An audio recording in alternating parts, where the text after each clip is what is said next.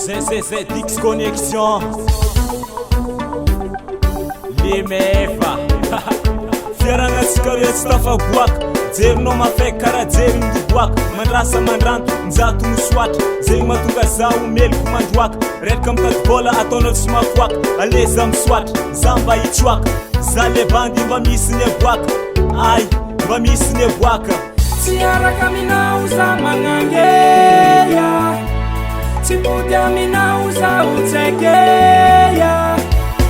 Fila sy tambitamby ampy zero magnagny Anao ny volagna tsy manambady nefa nao maro vade Nagnanjy maizy mama Za tsy mavita tsaiky mavandy Ine tsy anjara zala Izy ka tsy anjara samby mbongo Nagnanjy maizy mama Za tsy mavita tsaiky mavandy Ine tsy anjara zala Izy ka tsy anjara samby mbongo Filafila sy tambitamby nataonao za zay Za efa fe mandiana amizay Jerinao mafana mame kara sake Za vadinao dia anagnanao keke Adignanao le kidikidy sana tantsika agnaty lay Masiro kara sake sira za vasira Mandiananao sandraiky voafira Za midelira mitatata ny hira Za talao niaraka aminao miboaka kara le vira Za zefa tsy mila mahitanao tsy eto mavila Aleza miala satria efa latsika Tsy tiako manambitamby zay ngro afatra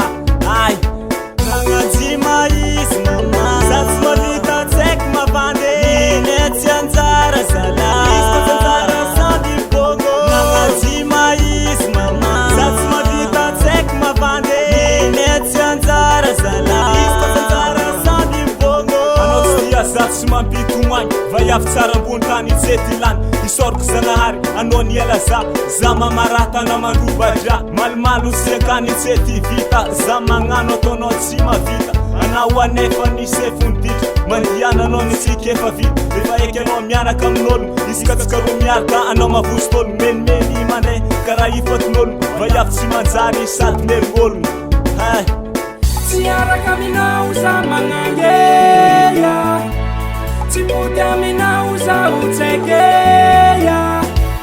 Fila sy tambitamby ampy zero magnagny Anao ny volagna tsy manambady nefa nao maro vade Nagnanjy maizy mama Za tsy mavita tsaiky mavandy Ine tsy anjara zala Izy ka tsy anjara samby mbongo Nagnanjy maizy mama Za tsy mavita tsaiky mavandy Ine tsy anjara zala Izy ka tsy anjara samby mbongo